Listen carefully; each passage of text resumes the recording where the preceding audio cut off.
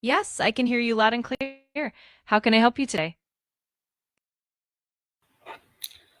Oh, it's misunderstanding the mic of my virtual studio was off. So let me introduce myself again. I am Iram Mushtaq and I am speaking with my virtual studio, the AI Conversation Studio, and I am live on Facebook and LinkedIn. And I am going to do conversation with voice mode of ChatGPT about my goal and setting of my goals. So. I prepare a list of questions for this live session, and we encourage the ideas and questions. You can drop your questions in the comment box. So, ChatGPT, are you ready for my questions? I prepare a list of questions for you, and I am going to discuss with you about my goal. Absolutely. I'm ready and excited to help you out. Feel free to fire away with your questions whenever you're ready, and we can dive into your goal setting discussion. Let's make it engaging and insightful. Okay, so my first question is, how can I identify a goal that is truly aligned with my values and personality? That's a great question. To identify a goal that aligns with your values and personality, you can start by reflecting on what truly matters to you, your passions, your strengths, and the activities that bring you joy and fulfillment. Also, consider your long term vision and the kind of impact you want to make. Once you have that clarity, you can match those reflections with specific goals that resonate deeply with who you are. Okay, can you repeat your answer with slow speed? Of course, absolutely. So, to identify a goal that truly aligns with your values and personality, you can begin by reflecting on what really matters to you. This means considering your passions, your strengths, and the activities that bring you joy and fulfillment. You can also think about your long term vision and the kind of impact you want to have. Once you have that clarity, you can match those reflections with specific goals that resonate deeply with who you are. Okay, what is the meaning of fulfillment? Fulfillment generally refers to a deep sense of satisfaction and contentment that comes from living in alignment with your values and passions. It's that feeling of purpose and meaning in what you do, whether it's in your career, relationships, or personal achievements. Okay.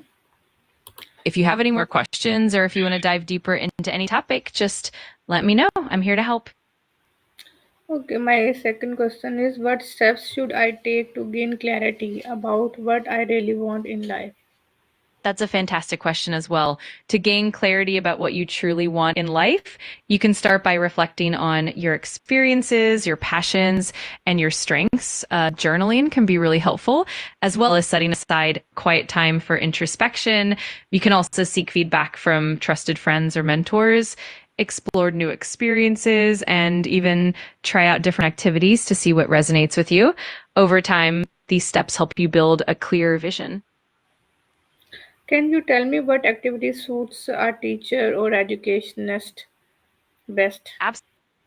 For educators or teachers, some great activities include things like attending professional development workshops, joining educational communities or networks, experimenting with new teaching methods, engaging in reflective practices like journaling or peer observations, and even participating in educational conferences. Additionally, staying updated with the latest tech tools and engaging in collaborative projects can be really beneficial and fulfilling. How can I engage myself in collaborative projects? To engage yourself in collaborative projects, you can start by connecting with fellow educators through online forums, social media groups, or professional networks. You could also collaborate with colleagues at your institution by brainstorming new curriculum ideas, co-teaching classes, or working on research projects. Another great approach is to join or form professional learning communities, attend workshops and seminars, and leverage collaborative tools like Google Workspace or Microsoft Teams to work seamlessly with others. Okay. If you need any more tips or have more questions as you go along, just let me know. I'm here to help and support you every step of the way. How can I make a global classroom? Creating a global classroom is such an exciting endeavor. You can start by using digital platforms like Zoom, Google Meet, or Microsoft Teams to connect with students and educators from around the world. You can also join international educational networks or partner with schools in different countries for collaborative projects, incorporating multicultural content, inviting guest speakers from different backgrounds, and using collaborative tools like shared documents and discussion forums can also help create that global environment. Can you tell me which country is best in education system, in education reforms and educational research and development? Countries like Finland, South Korea, and Singapore are renowned for their robust education systems. Finland is known for its focus on equality and student well-being. South Korea emphasizes rigorous academic standards, and Singapore invests heavily in education research and development. Can you tell me the education system of China, how they are changing their system in the perspective of AI in school and in college or in university? I listen that they are shifting toward AI education. Can you tell me about this? China's education system includes 6 years of primary school, followed by 3 years of junior secondary and 3 years of senior secondary education. After that, students can move on to universities or vocational schools. Recently, China has been incorporating artificial intelligence into education with mandatory AI classes in public schools and a goal to make AI a core part of the curriculum by 2035. The Ministry of Education is also promoting AI education at the primary and secondary levels to build a progressive AI education system. How can they will make AI the core part of their education system in 2025? Please explain it. China's plan to make AI a core part of its education system by 2025 involves creating a tiered AI education system across all school levels. This means starting with foundational AI concepts in primary schools and gradually moving toward more advanced applications and innovation in junior and senior high schools.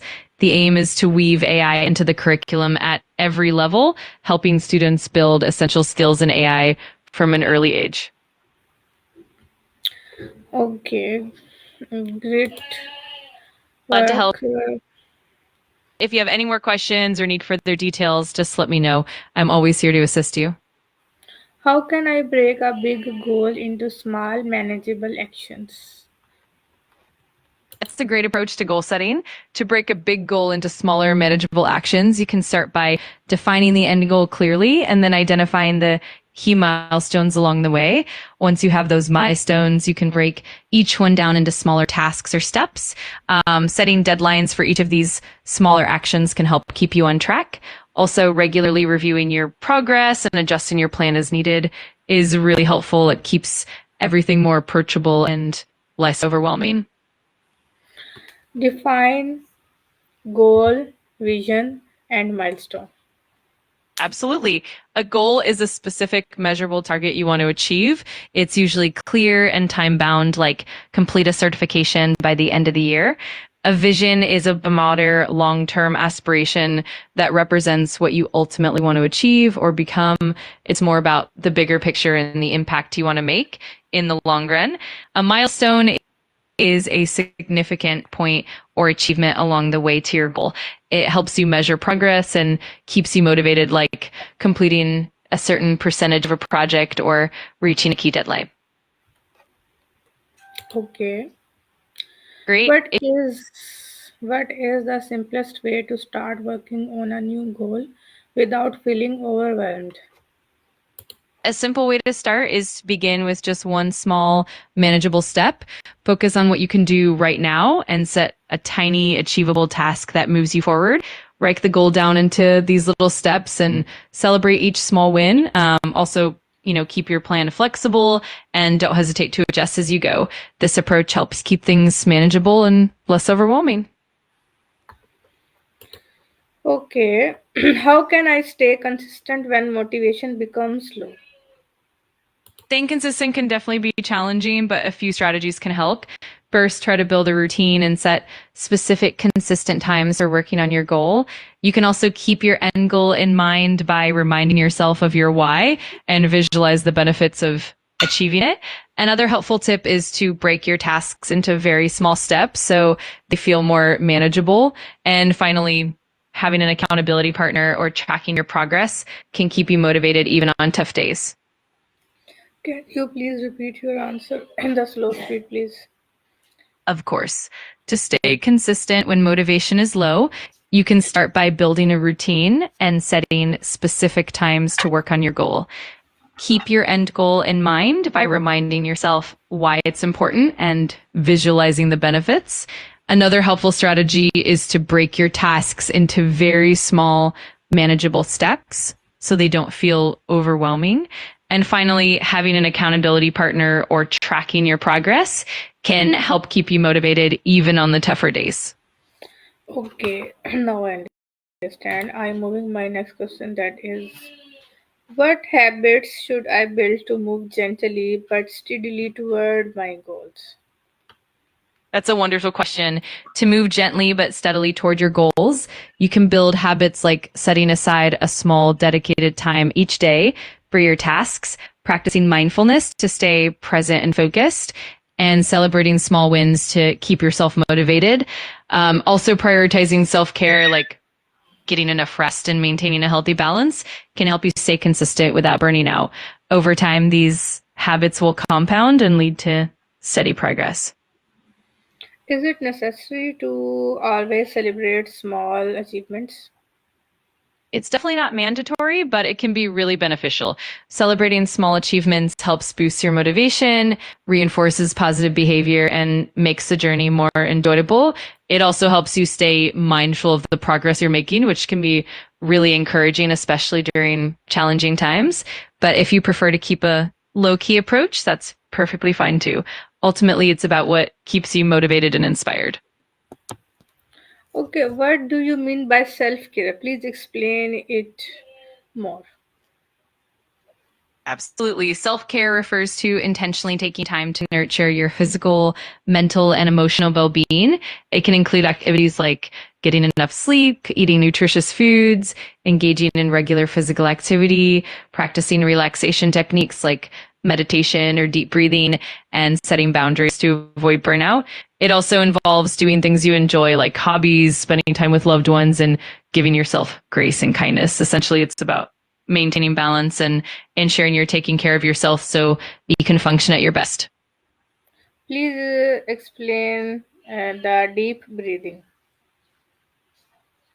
Of course, deep breathing is a relaxation technique that involves taking slow, deep, and controlled breaths to help calm your mind and body. Typically, it involves inhaling deeply through your nose, allowing your lungs to fill completely, and then exhaling slowly through your mouth. This process helps activate your parasympathetic nervous system, which promotes relaxation and reduces stress. Practicing deep breathing regularly can help improve focus, reduce anxiety, and enhance overall well-being. Okay, how do I know if my goals are realistic and achievable? To determine if your goals are realistic and achievable, you can start by evaluating them against your current resources, time, and skills. Make sure your goals are specific and measurable and consider breaking them into smaller steps. It's also helpful to reflect on your past experiences and set a realistic timeline. Getting feedback from mentors or peers can also help you gauge whether your goals are attainable. And remember, it's okay to adjust your goals as you learn and grow. Okay, how can I balance personal, family, and professional goals? Balancing personal, family, and professional goals can definitely be challenging, but strategies can help.